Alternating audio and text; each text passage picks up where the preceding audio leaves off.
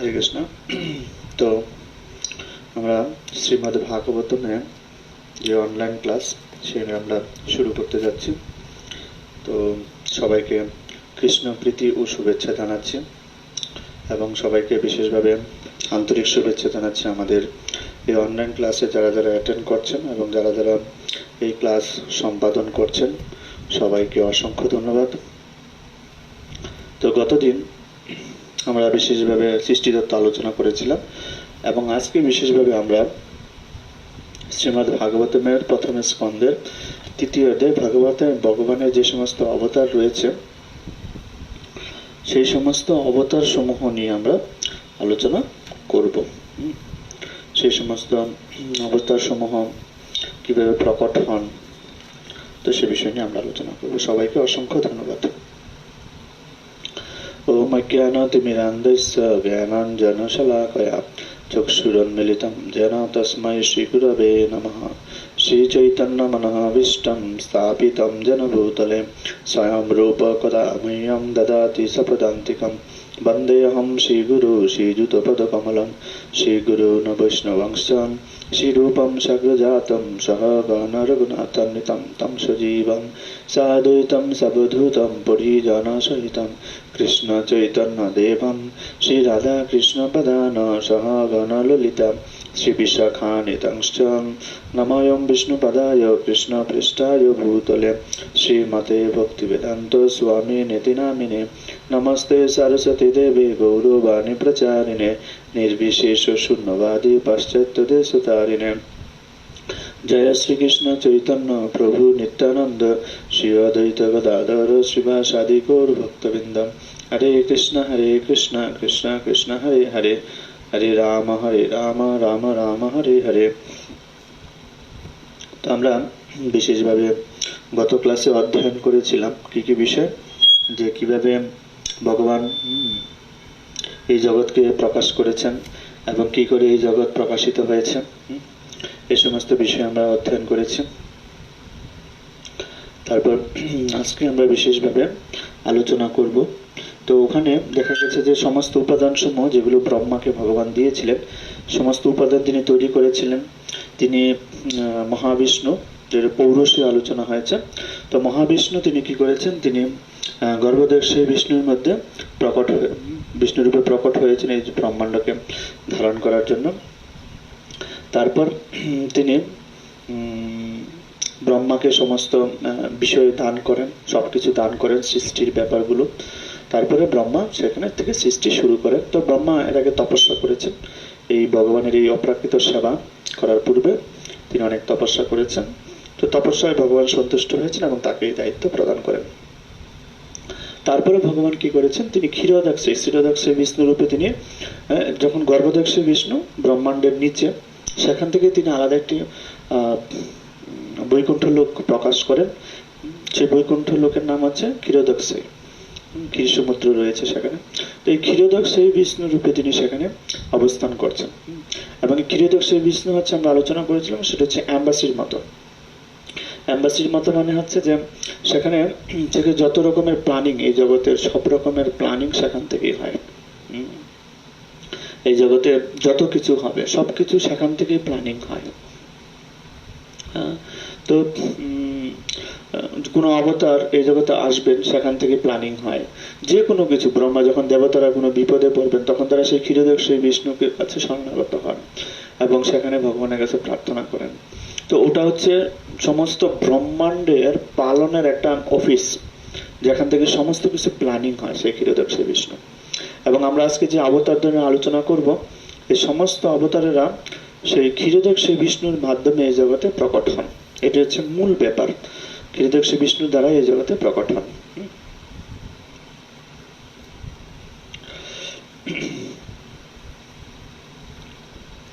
তো এখন আমরা বিশেষভাবে ভগবানের এই যে অবতার রয়েছে, যারা এই জগতে অবতীর্ণ হন, তাদের মধ্যে কজন অবতার রয়েছে, বিশেষ করে 6 রকমের অবতার রয়েছে। সেগুলো আমরা পড়েছি অলরেডি। ভগবানের 6 রকম মন্বন্তর অবতার, লীলা অবতার, যুগ অবতার, এই সমস্ত অবতার রয়েছে। যে ব্রহ্মা যে সমস্ত, আমরা গতকাল আলোচনা করেছিলাম, ব্রহ্মা যে সমস্ত মনুদের তৈরি করেছিলেন না, সেই মনুরাও কিন্তু ভগবানের অবতার। ভগবান অবতার মানে কি? অবতার মানে হচ্ছে ভগবান নির্দিষ্ট কাজের জন্য যখন কাউকে কোনো পাওয়ার প্রদান করেন সেটিকে অবতার বলা হয়। কোন ভগবানের পাওয়ার প্রদান করেন? কৃষ্ণ ভগবান, তিনি আবার পাওয়ারটি দান করেন। তো সেই ক্ষেত্রে আমরা দেখতে পাচ্ছি যে মনুরা 14 জন মনু ব্রহ্মার একদিনে শাসন করেন, তারাও ভগবানের অবতার। তাদেরকে বিশেষভাবে শক্তি প্রদান করা হয়েছে এই পৃথিবীকে শাসন করার জন্য। না হলে তাদের পক্ষে, একজন সাধারণ জীবের পক্ষে এই পৃথিবী শাসন করা খুব কঠিন। সেজন্য এই 14 জন মনুরাও হচ্ছেন ভগবানের বিশেষ অবতার। তো আমরা এখন বিশেষভাবে এই অবতারগণের আলোচনা আজকে আমরা করব। তারা কেন এই পৃথিবীতে ভগবান অবতরণ করেন, এবং ভগবান যখন দেখেন পৃথিবীতে কোনো ক্রাইসিস সম্পন্ন হচ্ছে বা পৃথিবীতে কোনো সমস্যা উৎপন্ন হয়েছে, তখন ভগবান স্বয়ং নিজে এই জগতে আবির্ভূত হন।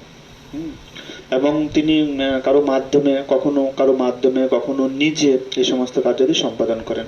তো এগুলোর বিশদ বিবরণ আজকে আমরা শ্রবণ করব যে কিভাবে হয়। তো প্রথম স্কন্ধের 3য় অধ্যায় 6 নম্বর শ্লোকে সেখানে আলোচনা আছে, স এব প্রথমম দেব কৌমারম স্বর্গমাশ্রিতম চচার দুশ্চরম ব্রহ্মা ব্রহ্মচর্যমখণ্ডিতম। তো স এব প্রথমম দেবম, প্রথমম দেব, প্রথম ভগবান পরমেশ্বর ভগবান তিনি কি করলেন? 4 জন চতুষ্কুমার রূপে প্রকট হলেন। তো ব্রহ্মা যখন সৃষ্টি করবেন জীব, তখন কিন্তু 4 জন চতুষ্কুমারকে প্রকট করিয়েছিলেন তিনি, তাই না? এই 4 জন চতুষ্কুমার তখন প্রকট হয় সৃষ্টির জন্য, কিন্তু তারা সংসার আশ্রমে প্রবেশ করতে নিষেধ করেন ব্রহ্মাকে, আমরা সংসার আশ্রম প্রবেশ করবো না। তো তারা কি করেছেন? কৌমারম স্বর্গমাশ্রিতম, তারা 4 জন কুমার কৌম স্বর্গম সৃষ্টির আশ্রয় প্রথমে আচার অনুষ্ঠানের জন্য তারা আবির্ভূত হয়েছিলেন। ব্রহ্মচর্যম অখণ্ডিতম, অখণ্ড ব্রহ্মচর্য পালন করার পথে। অ্যাকচুয়ালি ব্রহ্মচর্য মানে কি? ব্রহ্মচারী মানে কি? ব্রহ্ম মানে হচ্ছে ভগবান, আর চারী মানে হচ্ছে যিনি পিছন পিছন ধাবিত হয়। তো ব্রহ্মচারী কথার শব্দের পূর্ণ অর্থ হচ্ছে যার মন সম্পূর্ণরূপে ভগবানের দিকে ধাবিত হয়, পূর্ণরূপে। যার মন সম্পূর্ণরূপে ভগবানের পিছন পিছন ধাবিত হয় তাকে বলা হয় ব্রহ্মচারী। যার অন্য কোনো কর্তব্য নেই, অন্য কোনো কাজ নেই, শুধু কেবলমাত্র মনকে ভগবানের কাছে সমর্পণ করা, এটি তার কাজ। আবার ব্রহ্মচর্য কথা হচ্ছে যে ব্রতের মাধ্যমে ভগবানের জ্ঞান অন্বেষণ করা যায়। তাহলে এক্ষেত্রে আমরা দেখতে পারি ব্রহ্মচারী মানে হচ্ছে 2টি কাজ। একটি হচ্ছে তারা জ্ঞান অন্বেষণ করে, এই শাস্ত্রাদি অধ্যয়ন করে, এবং দ্বিতীয় কাজটি হচ্ছে তারা তাদের মন সম্পূর্ণরূপে ভগবানের চরণে সমর্পণ করেন। তো জ্ঞান কেন গ্রহণ করেন তারা? কারণ জ্ঞান এই জন্য গ্রহণ করেন, পরম ব্রহ্মকে জানেন। কেন? কারণ সমাজে যারা সাধারণ মানুষ রয়েছে, সেই সমস্ত সাধারণ মানুষদেরকে সুশৃঙ্খলতা বা এই সমস্ত সাধারণ মানুষদেরকে তাদের জীবনে আনন্দ বা তাদের সমাজের মধ্যে সুশৃঙ্খলতা, বা যে সমস্ত মানুষ ভগবানকে পেতে চায় তাদেরকে হেল্প করা, এই সমস্ত পারমার্থিক যে সমস্ত কাজগুলো রয়েছে সেগুলো সম্পাদন করেন। এমনকি আমরা দেখতে পাই পরীক্ষিত মহারাজ যখন শাসন করছিলেন, তখন তিনি ব্রাহ্মণদের, বৈষ্ণবদের আশীর্বাদ নিয়ে যখনই তিনি কোনো সমস্যা বা কোনো বিপদে পড়তেন, তখন তিনি ব্রাহ্মণ বা বৈষ্ণবদের আশীর্বাদ নিয়ে তিনি সেটি করতেন, এবং কোনো সমস্যায় পড়লে তাদের থেকে কোনো পরামর্শ নিতেন, এই সময় কি করা উচিত, কিভাবে করা উচিত, সেই সমস্ত পরামর্শ নিতেন।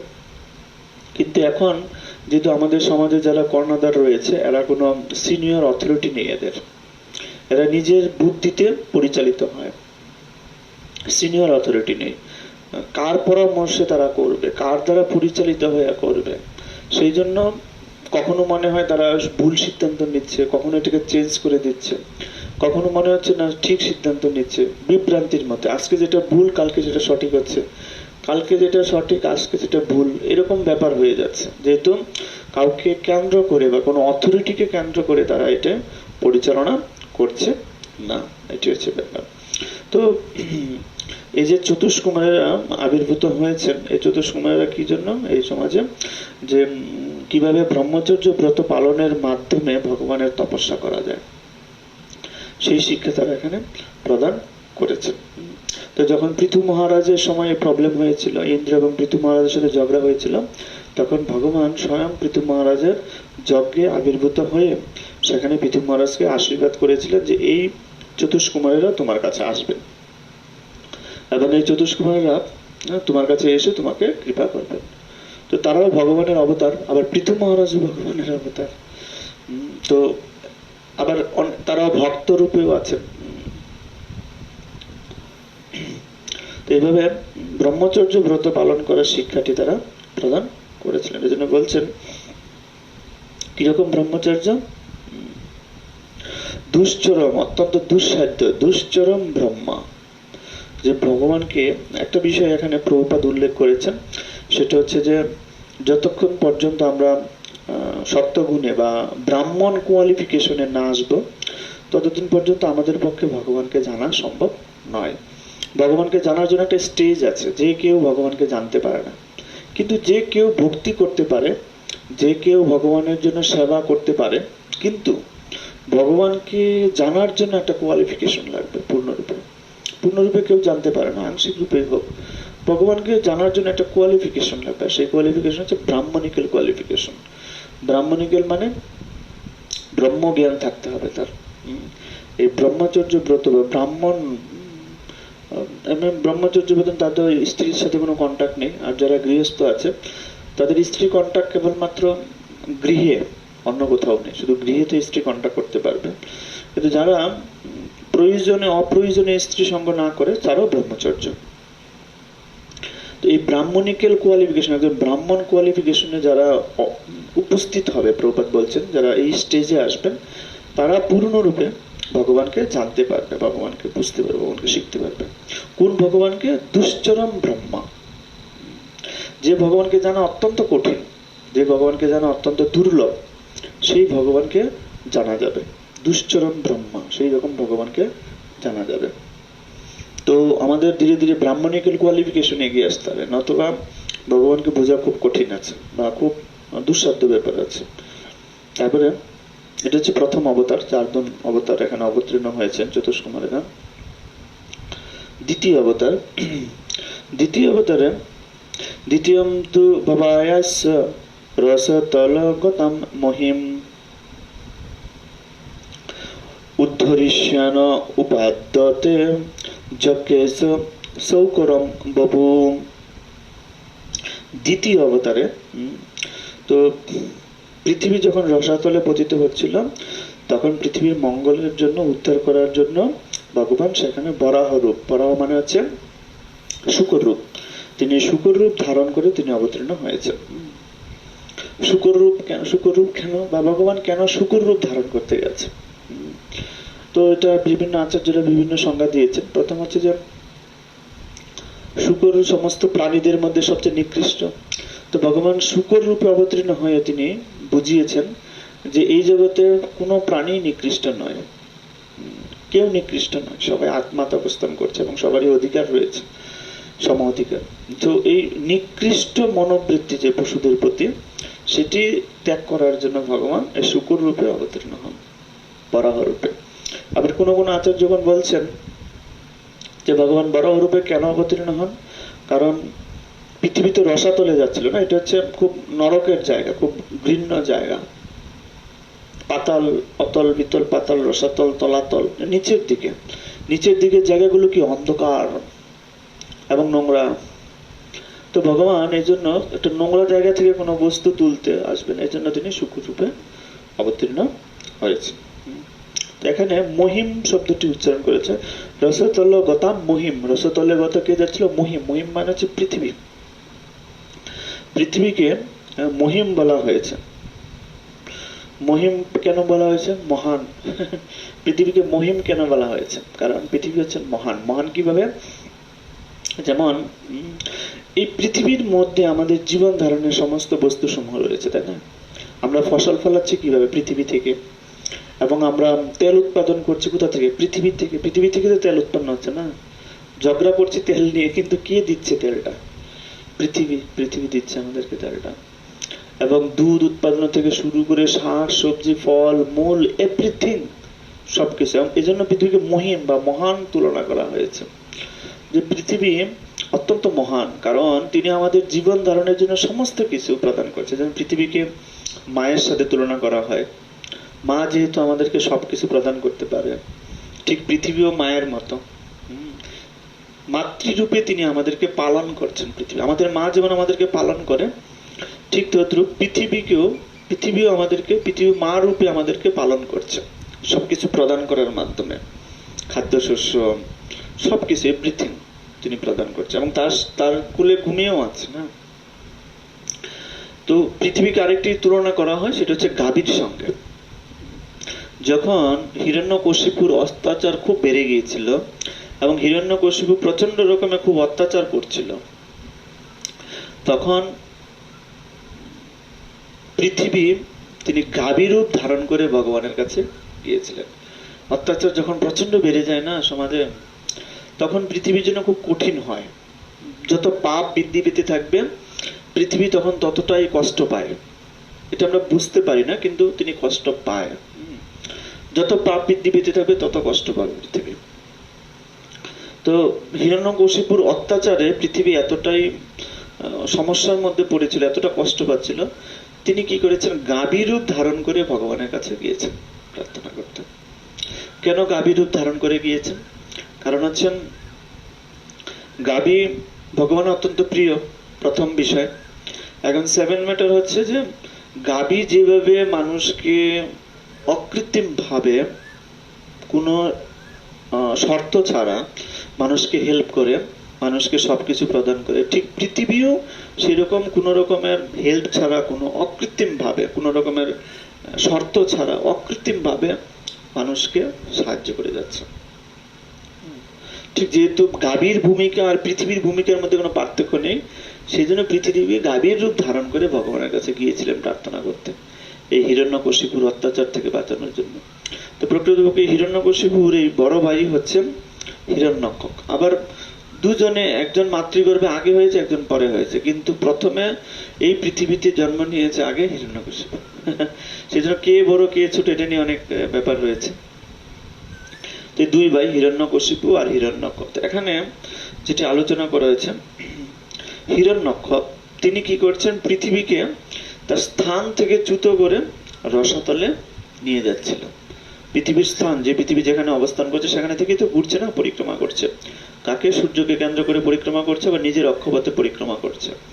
তো সেই স্থান থেকে তাকে চ্যুত করে কোথায়? নিচের দিকে রসাতলে।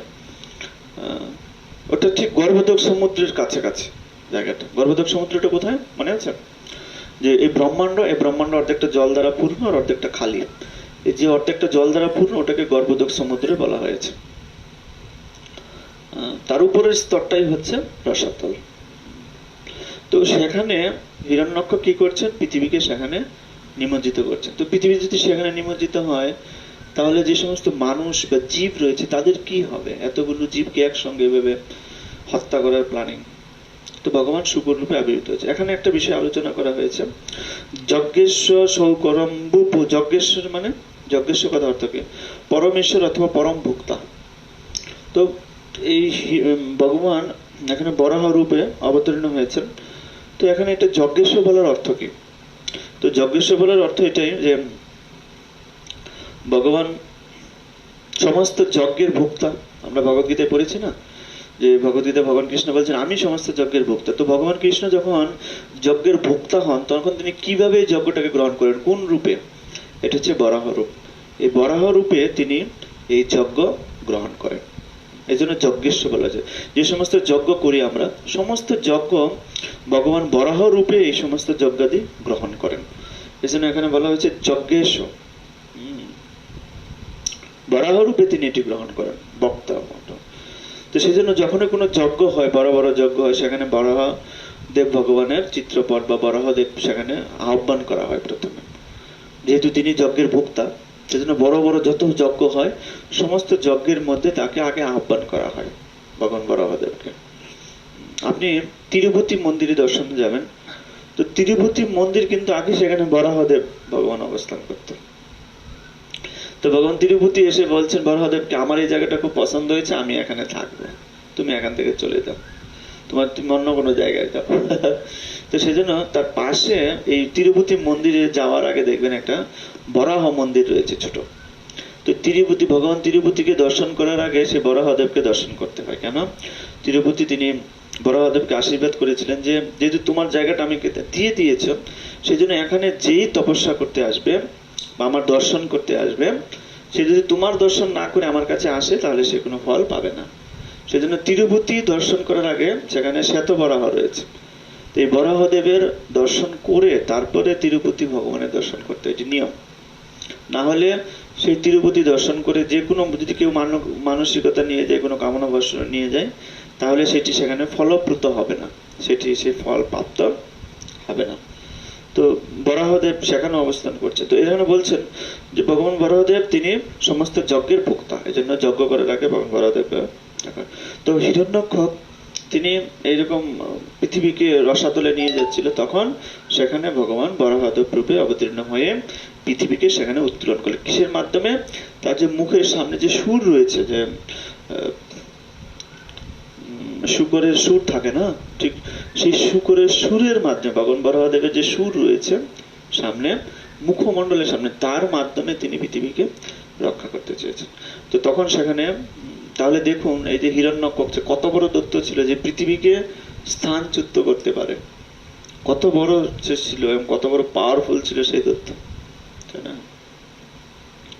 তো ভগবান সেখানে, ভগবান এবং হিরণ্যকশিপুর মধ্যে বিশাল যুদ্ধ হয়, যুদ্ধে হিরণ্যকশিপু নিহত হয় এবং ভগবান পুনরায় সেই পৃথিবীকে সেই স্থানে আবার প্রেরণ করেন। তো পৃথিবীকে রক্ষা করার জন্য, পৃথিবীর ভার রক্ষা করার জন্য ভগবান বরাহদেব রূপে অবতীর্ণ হয়েছিলেন। এমনিতেই পৃথিবী পাপে পূর্ণ হয়ে গিয়েছিল হিরণ্যকশিপুর অত্যাচারে, হিরণ্যকশিপুর অত্যাচারে। অন্যদিকে আবার পৃথিবীকে স্থানচ্যুত করা হয়েছে, সেজন্য তার ভার, একদিকে ভার রক্ষণ করা আর আরেকদিকে হচ্ছে পাপ থেকে মুক্ত করা। যেহেতু ভগবানের স্পর্শ পেয়েছে পৃথিবী, পাপ থেকে মুক্ত হয়েছে। তো প্রকৃতপক্ষে ভগবান যে অবতীর্ণ হন এই জগতে, দুটি কারণে অবতীর্ণ হন।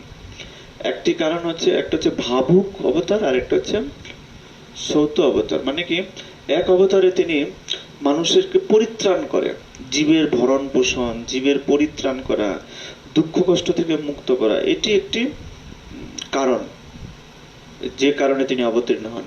আর অন্য আরেকটি কারণ হচ্ছে জীবকে কৃষ্ণ ভাবনায় ভক্তি করে, বা নতুন কোনো প্ল্যানিং, নতুন কোনো কিছু, সেই কারণে তিনি অবতীর্ণ হন। জীবকে মুক্ত দান করা, মুক্তি দান করা, বা কৃষ্ণ ভাবনামৃত দান করা, বা জীবকে ভগবানের পথে, ভগবানের ধামে নিয়ে যাওয়ার জন্য রাস্তা ক্লিয়ার করা, নতুন কোনো প্ল্যানিং তৈরি করা এই জগতে জীবকে উদ্ধার করার জন্য, সেই কারণে তিনি একভাবে অবতীর্ণ হন। আর অন্য অবতারটি হচ্ছে পৃথিবীকে রক্ষা করা, পৃথিবীর মানুষকে দুঃখ থেকে মুক্ত করা, পৃথিবীর জীবকে পালন করা, এই দুটি কারণে ভগবান অবতীর্ণ হন এই জগতে। তো দ্বিতীয় অবতারটি আমরা পড়লাম। এখন তৃতীয় অবতার ৮ নম্বর শ্লোকে বিশেষভাবে উল্লেখ করা হয়েছে ভগবানের তৃতীয় অবতার। তৃতীয়ম ঋষি সর্গম বৈ দেবর্ষি, তৃতীয়ম ঋষি সর্গম বৈ দেবর্ষিতম উপদেশ তন্ত্রম সত্যতম আচষ্ট নৈষ্কর্মম কর্মণাম যত। তো তৃতীয় অবতার, এখানে তৃতীয় অবতারের কথা বলা হয়েছে। তৃতীয় অবতার তিনি কিভাবে আসেন? ঋষি স্বর্গম। ঋষি স্বর্গম মানে হচ্ছে তিনি ঋষি রূপে এই জগতে অবতীর্ণ হন। ঋষি স্বর্গম, ঋষি রূপে অবতীর্ণ হন। ঋষি মানে কি? ঋষি কাকে বলা? ঋষিদের কাজ কি প্রকৃতপক্ষে?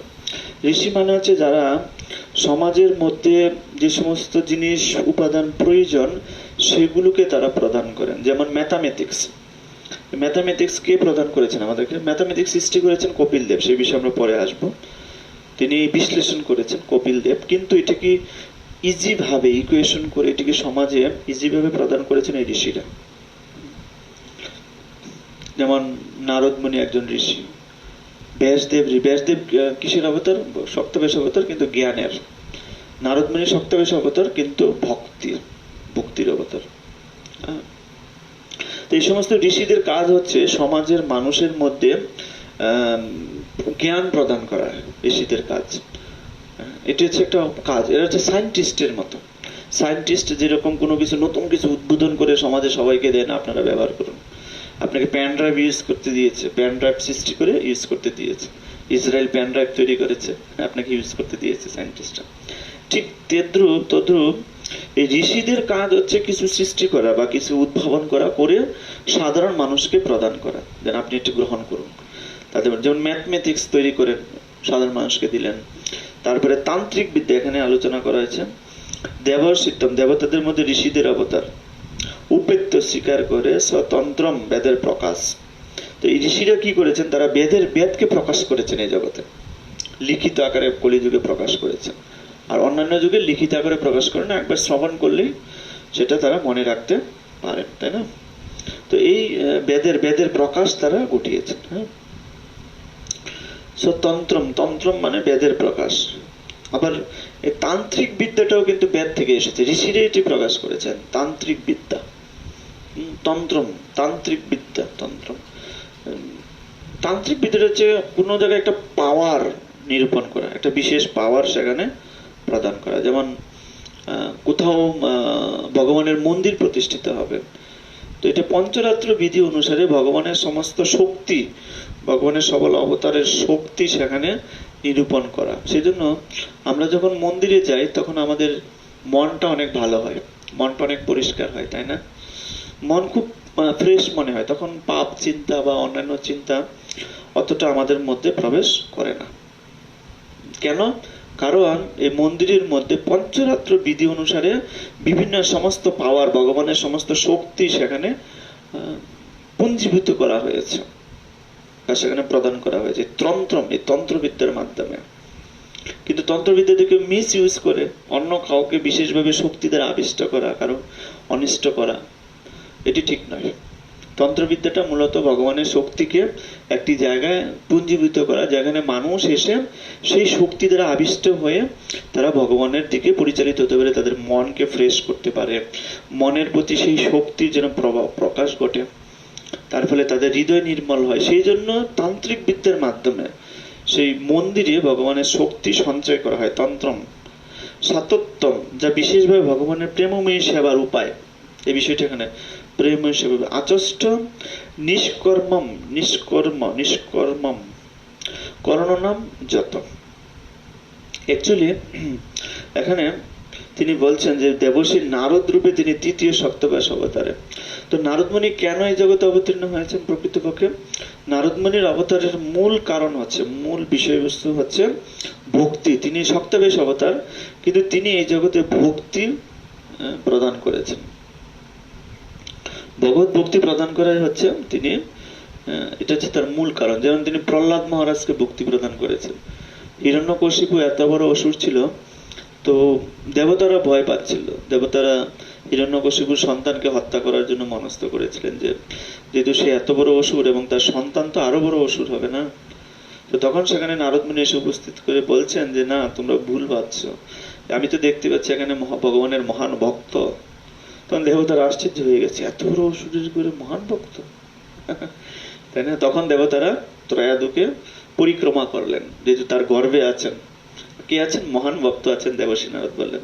তো দেবর্ষী নারদ কি করলেন? তাকে ভাগবত কথা শ্রবণ করিয়ে তাকে মহান ভক্তে পরিণত করলেন। তো দেবর্ষী নারদের এটি হচ্ছে একটা কাজ, ভক্তি এই জগতে প্রকাশ করেছেন। ভক্তি, যেমন তিনি পরবর্তী চ্যাপ্টারে 4 নম্বর চ্যাপ্টারে আসলে আমরা পাবো, সেখানে দেবর্ষী নারদ কিভাবে ব্যাসদেবের মাধ্যমে এই জগতে ভক্তি তত্ত্ব বা এই ভাগবতম কথা প্রকাশ করিয়েছে ব্যাসদেবের মাধ্যমে, সেটি আলোচিত হবে বিশেষভাবে সেখানে আলোচনা। তো শিল প্রভুপাদ তাৎপর্য বলেছেন, দুধ খেলে যদি রোগ হয় ডাক্তার তাকে দই খেতে দেন এবং রোগী ভালো হয়, কিন্তু ডাক্তারের পরামর্শ ব্যতীত গ্রহণ করা যাবে না। খুব সুন্দর কথা। কারণ প্রচুর দুধ খাওয়ার ফলে তার কি হয়? রোগ হয়, পেটের সমস্যা হয়। তখন ডাক্তার কি পরামর্শ দেন? দই খেতে হবে। কিন্তু প্রভুপাদ বলছেন যে এটি ডাক্তারের পরামর্শ ছাড়া গ্রহণ করা যাবে না। তো এরকম এই যে বেদের শিক্ষা কোনো না কোনো সদ্গুরুদেবের পরামর্শ অনুসারে গ্রহণ করতে হবে। বেদের শিক্ষা যদি নিজের মতো করে গ্রহণ করি তাহলে উল্টাপাল্টা হয়ে যাবে। আমাদের সমাজে এখন দেখছি উল্টাপাল্টা হচ্ছে, বুঝে না বুঝে বাস সমস্যা তৈরি হচ্ছে সমাজে আরো, তাই না? এরকম শ্রীমদ্ ভাগবতম বা ভগবত গীতাও সদ্গুরুদেবের তত্ত্বাবধানে থেকে আমাদেরকে গ্রহণ করতে হবে। এটি প্রভুপাদ বুঝাতে চেয়েছে যে ডাক্তারের পরামর্শ ছাড়া যেমন আপনি ওষুধ গ্রহণ করতে পারেন না, ঠিক সদ্গুরুদেবের পরামর্শ ব্যতীত এই শাস্ত্রকে এভাবে গ্রহণ করা যাবে না। পড়তে পারেন সারাদিন, পড়লে কোনো লাভ হবে না। শাস্ত্রীয় পরামর্শ আপনাকে সদ্গুরুদেবের পরামর্শের মাধ্যমে, সদ্গুরুদেবের শরণাগত হওয়ার মাধ্যমে শাস্ত্রকে গ্রহণ করতে হবে। এই জন্য ভগবদ্গীতায় 4th অধ্যায় জ্ঞান যুগে ভগবান বলছেন তদ্বিদ্যি প্রণিপাতেন পরিপ্রেষণের সেবায়, যে হঠাৎ করে ভগবান কেন গুরুদেবের কথা নিয়ে আসছেন। এই জন্য যে জ্ঞান তুমি নিজে গ্রহণ করতে পারবে না, শাস্ত্র অধ্যয়ন করলেই জ্ঞান আসবে না অর্জন। জ্ঞান তোমাকে গ্রহণ করতে হবে। আমার যে ভক্ত এই জ্ঞান গ্রহণ করে তার জীবনে তিনি পূর্ণ জ্ঞান রূপে প্রকট হয়েছে, এই ভক্তি যার মধ্যে প্রকট হয়েছে। যেমন বীজ, বীজ যে ফল পেকেছে, পাকার ফলে সেখান থেকে সেই ফল থেকে বীজ উৎপন্ন হয়েছে, সেই বীজ লাগালে আপনার একটা গাছ হবে, তাই না? ঠিক তদ্রূপ যিনি এই বেদের জ্ঞান বা গীতা বা শ্রীমদ ভাগবতমের জ্ঞান নিজের জীবনে আচরণ করেছেন, করে তিনি পূর্ণ তৃপ্তি হয়েছেন, তার ইন্দ্রিয় সমূহ পূর্ণ কন্ট্রোল হয়েছে, পূর্ণভাবে পরিতৃপ্ত, এমন ব্যক্তির কাছ থেকে তোমাকে জ্ঞান গ্রহণ করতে হবে। তাহলে যদিও কৃষ্ণ বলছেন আমি সরাসরি বলছি তোমাকে, আমি তোমাকে গুরু রূপে বলছি, কিন্তু সাধারণ মানুষের জন্য, সাধারণ মানুষের জন্য এটি তিনি বলেছেন ব্যাপারটি। তো প্রভুপাদ এই ব্যাপারটি বলেছেন। তো একটা বিষয় এখানে আলোচনা হয়েছে, নৈষ্কর্মম কর্ণম যতম। নৈষ্কর্মম কথার অর্থ কি? নিষ্কাম কর্ম, যে কর্মের মধ্যে নিজের কোনো চাহিদা বা নিজের কোনো উদ্দেশ্য বা নিজের কোনো প্ল্যানিং থাকবে না। তো প্রকৃতপক্ষে ভগবানের সেবা করতে গিয়ে বা ভগবানের সঙ্গে যুক্ত হতে গিয়ে বা ভগবানের সেবায় যদি আমি নিজের ইচ্ছা প্রকাশ করি, ভগবান আমাকে সন্তান দান করুন, ভগবান আমার ছেলের চাকরিটা করে দিন, ভগবান আমার মেয়ের বিয়েটা করে দিন, এরকম মনোবৃত্তি যখন থাকবে তখন সেটা সেবা হয় না। আর এরকম সেবা ভগবান গ্রহণ করতে চায় না। ভগবান কোনো ব্যবসায়ীর সাথে রিলেশন রাখতে চায় না। যারা ব্যবসায়িক মনোবৃত্তি, দান গ্রহণ, এগুলো হচ্ছে ব্যবসায়িক মনোবৃত্তি, তাই না? এই ব্যবসায়িক মনোবৃত্তিটা ত্যাগ করা প্রয়োজন। ব্যবসায়িক মনোবৃত্তি থাকলে ভগবান সেটি গ্রহণ। এই জন্য বলছেন নৈষ্কাম। এই জন্য নারদমুনি আবির্ভূত কেন হয়েছেন, এই যে তৃতীয় অবতারে নারদমুনি আবির্ভূত হয়েছেন, তার মূল হচ্ছে নিষ্কাম ভক্তি সবাইকে দান। নৈষ্কর্মম কর্মনাম, নিষ্কাম ভক্তি, যে ভক্তির মধ্যে কোনো চাহিদা থাকবে না, নিজের পাওয়া না পাওয়া, কি পেলাম, এতদিন তো করে গেলাম, এত বছর ধরে ইস্কনে সেবা করছি, কি পেলাম না। এই যে নারদমুনির তৃতীয় অবতারে নারদমুনি আসার এটি হচ্ছে বিশেষ উদ্দেশ্য, নিষ্কাম কর্ম। জীবকে নিষ্কাম কর্ম শেখানোর জন্য তিনি অবতীর্ণ হয়েছেন। ভক্তি, নিষ্কাম কর্মের একটি নাম আছে ভক্তি। তো ভক্তি শিক্ষার জন্য তিনি এই জগতে অবতীর্ণ হয়েছেন। তো আমরা দেখতে পাই নারদমুনি কিভাবে জগৎকে ভক্তির তত্ত্ব প্রদান করেছেন। প্রহ্লাদ মহারাজকে দিয়েছেন, ধ্রুব মহারাজকে দিয়েছেন, এবং যিনি রামায়ণ রচনা করেছেন সে বাল্মীকি মুনি, রত্নাকর দস্যু থেকে তাকে বাল্মীকি মুনিতে রূপান্তরিত করেছেন। কতটা পাওয়ারফুল, ভগবান তাকে কতটা পাওয়ার দিয়েছেন, তাই না? দেবর্ষি নারদ।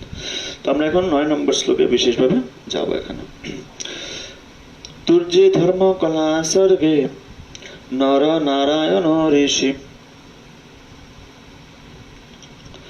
বুদ্ধম আত্ম উপশম উপেতম অকরোত দুশ্চরম তপ। বলছেন 4th অবতারে ভগবান ধর্মরাজের পত্নীর গর্ভে নর এবং নারায়ণ নামক যমজ পুত্র রূপে আবির্ভূত হয়েছিলেন। তারা ইন্দ্রিয় সংযমের আদর্শ প্রদর্শন করার জন্য কঠোর তপস্যা করেছিলেন। বিশেষ নরনারায়ণ ঋষি রূপে তারা আবির্ভূত। ধর্মকলা, তুর্য মানে হচ্ছে 4th অবতারে, 4th অবতারের কথা আলোচনা করা হয়েছে। নরনারায়ণ ঋষি রূপে।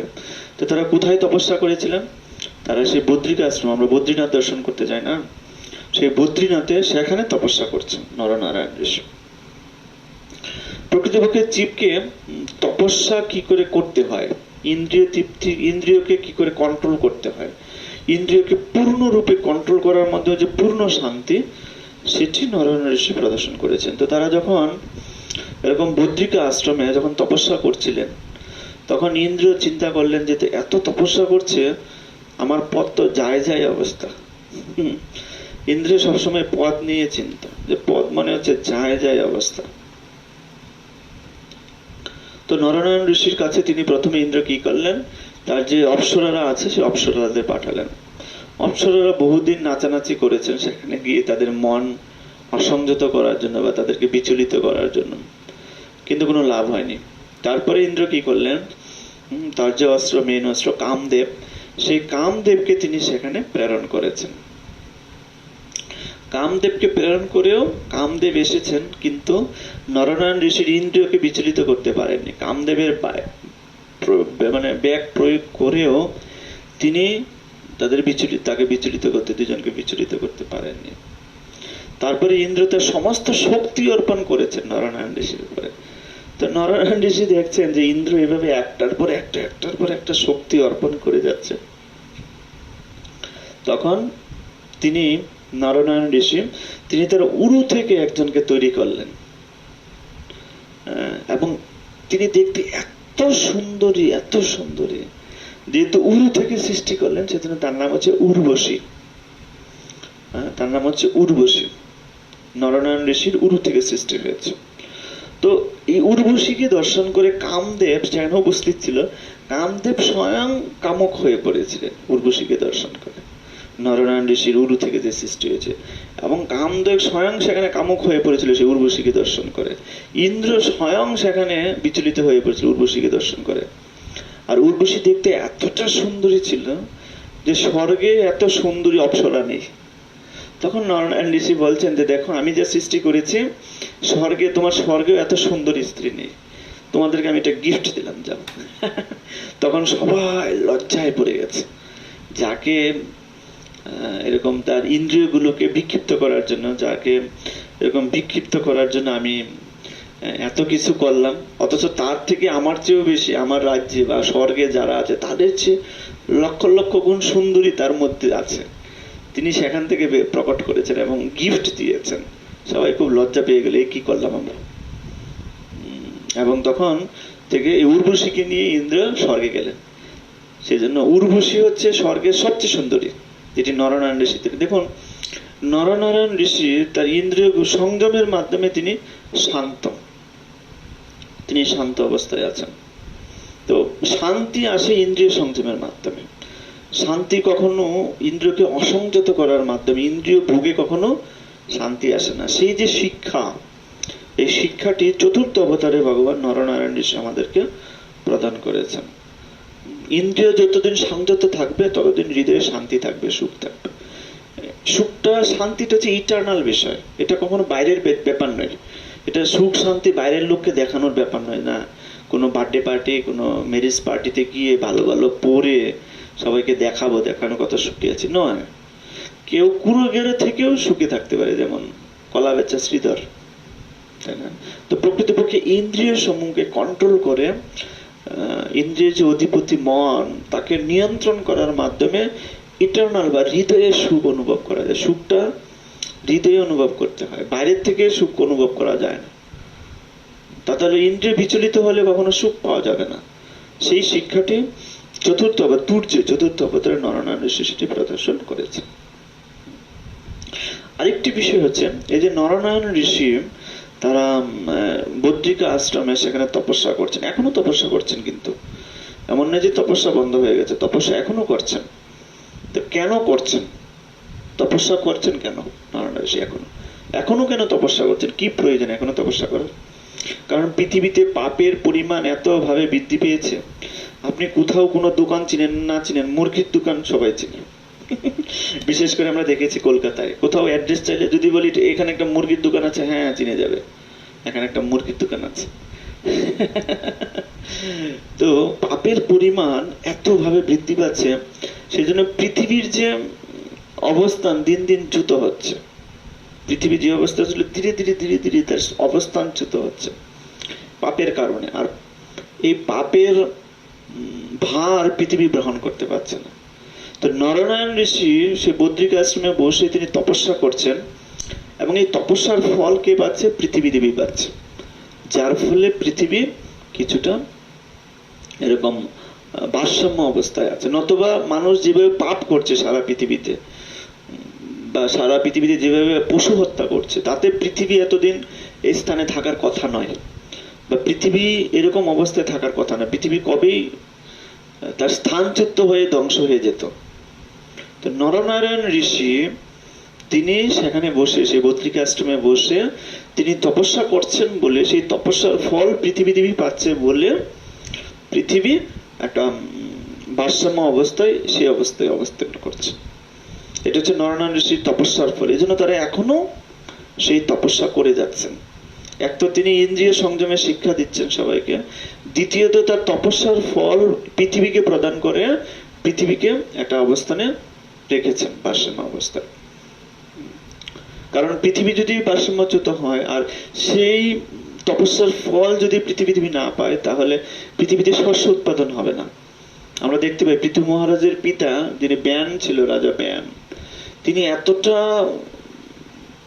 অত্যাচারী ছিলেন, পৃথিবী তখন শস্য উৎপাদন বন্ধ করে দিয়েছিল, পৃথিবীতে কোনো শস্য উৎপাদন হতো না। তো সমস্ত পৃথিবীর মানুষ না খেয়ে মরার অবস্থা হয়েছিল, তাই না? তো তখন পৃথু মহারাজ এসে সেটি আবার সেখান থেকে পৃথিবীকে পৃথু মহারাজের অবতারের কথা যখন আসবে তখন সেগুলো আলোচিত হবে। তো এই নরনারায়ণ ঋষি তারা এই তপস্যার ফল পৃথিবীকে দান করছেন, যার ফলে পৃথিবীতে এখনো শস্য উৎপাদন হচ্ছে। আচ্ছা দেখুন, এই টেকনিক্যাল উপায়ে বা আমরা বেশি কলকারখানার উপরে জোর দিচ্ছি। আমাদের সরকারের সবচেয়ে বড় প্রবলেম হচ্ছে তারা কলকারখানার উপরে বেশি জোর দেয়। পৃথিবীতে সব কলকারখানা আছে, কিন্তু যদি পৃথিবী শস্য উৎপাদন না হয় তাহলে বাঁচবে মানুষ? কলকারখানা দিয়ে মানুষ বাঁচতে পারবে? সেজন্য এটা একটা ভুল প্ল্যানিং বলা যেতে পারে। কলকারখানার মাধ্যমে মানুষের জীবন নির্বাহ হবে না। এখন করোনা ভাইরাস এসেছে বলে কিছু মানুষ সবাই শাকসবজি উৎপাদন করছে, দেখতে পাচ্ছি। তো শাকসবজির উৎপাদনের উপরে আমাদের জীবন নির্বাহ করছে, তাই না? পৃথিবীর এনভায়রনমেন্টের উপর আমাদের জীবন নির্বাহ। যেমন পৃথিবীতে ওজোন স্তরে ফাঁকা হয়ে গিয়েছিল, বহু বছর ধরে বহু জ্ঞানী পণ্ডিত সায়েন্টিস্ট তারা চেষ্টা করছে ওজোন স্তরকে ঢাকার জন্য, যার ফলে বাইরে থেকে আলো প্রবেশ করছে এবং পৃথিবী উত্তপ্ত হয়ে যাচ্ছে, গ্লোবাল ওয়ার্মিং যে প্রবলেমটা তৈরি হয়েছে।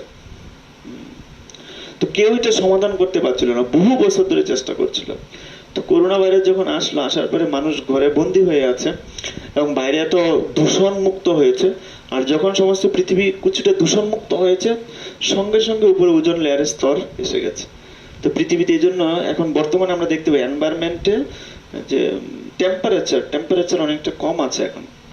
না হলে অন্যান্য বছর এই সময় প্রচুর গরম পড়ে, অসহ্য গরম ছিল, কিন্তু বর্তমানে আমরা এই বছর দেখতে পাচ্ছি এনভায়রনমেন্টে, তার কারণ ওজোন স্তরটা ডেকে গিয়েছে।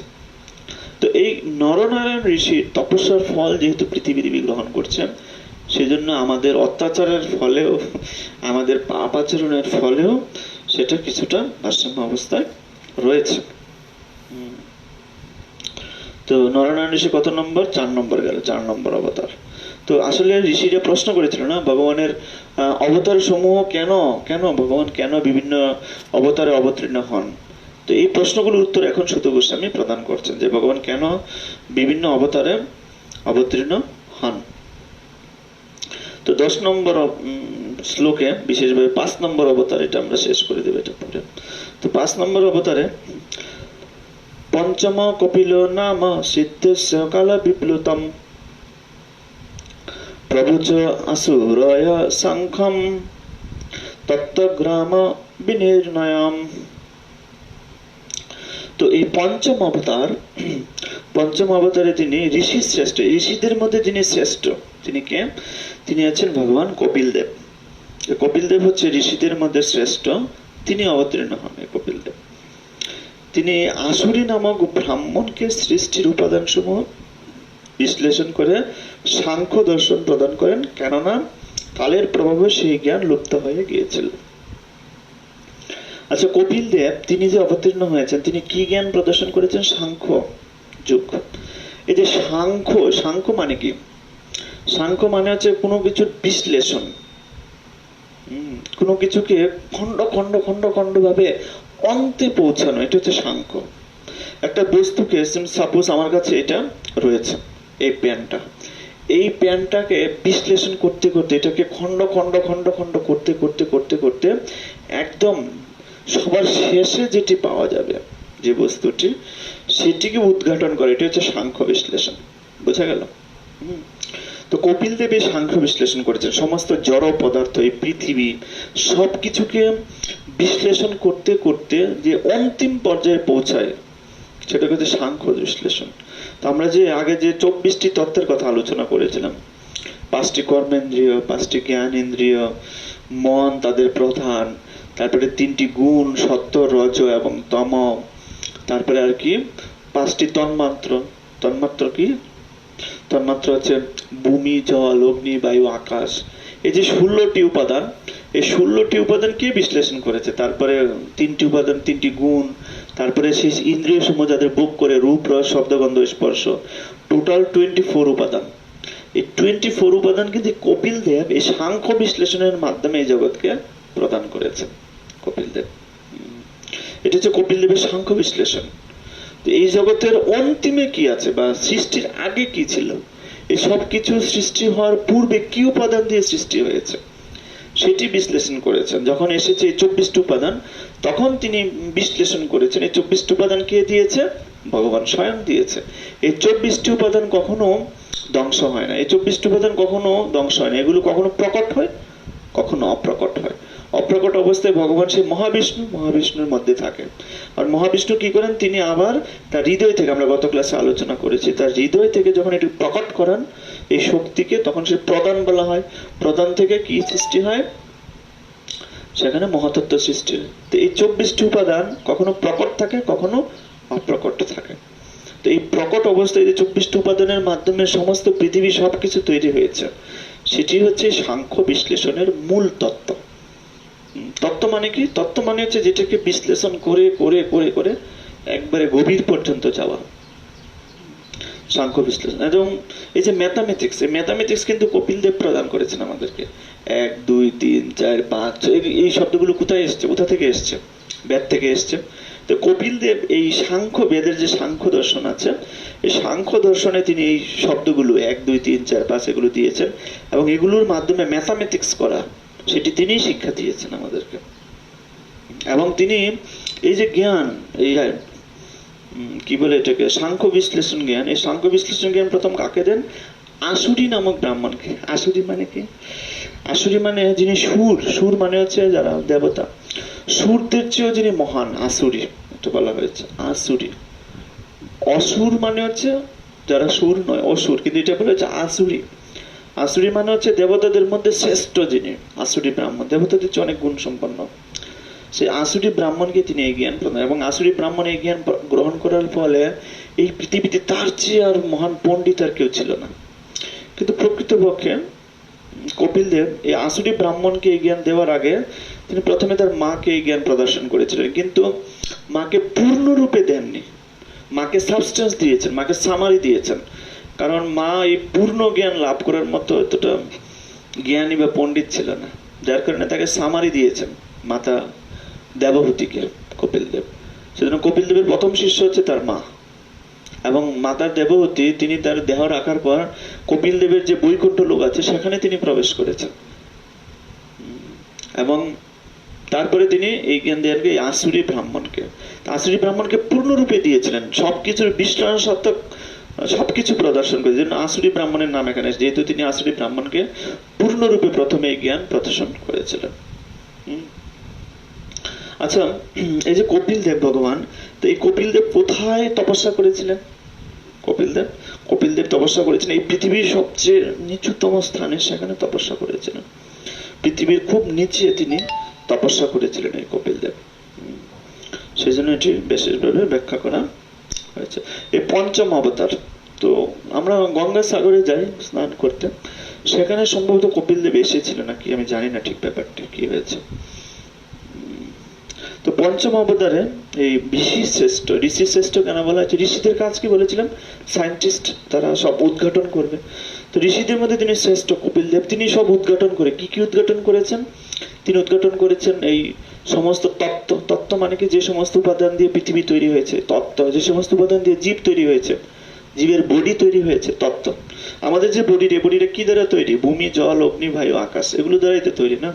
সেই তত্ত্বগুলো প্রদান করা হয়েছে, এবং এই তত্ত্ব প্রদান করে তিনি সেই তত্ত্বকে কোথা থেকে সৃষ্টি হয়েছে? ঈশ্বর থেকে সৃষ্টি হয়েছে। তখন লিঙ্ক করিয়েছেন, এজন্য তখন সাংখ্য যুগ হয়েছে। এই তত্ত্ব ভগবানের সঙ্গে লিঙ্ক করিয়েছেন, সাংখ্য যুগ সৃষ্টি হয়েছে। এবং তিনি আর কি প্রদর্শন, ম্যাথমেটিক্স প্রদান করেছেন, আরো অনেক শাস্ত্র তিনি প্রদান করেছেন, আমরা অনেক জ্ঞান আমাদের প্রদান করি, জন্য তিনি ঋষি শ্রেষ্ঠ বলা হয়েছে, পঞ্চম অবতার। তারপর আমরা পড়ব তিনি শেষটা পড়ব 11 নম্বর শ্লোক।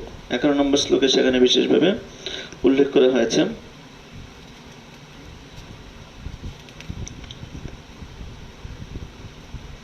আচ্ছা 11 নম্বর শ্লোকটি কালকে পড়বো, একটা বিশেষ আলোচনা রয়েছে, কতটা সময় নেই।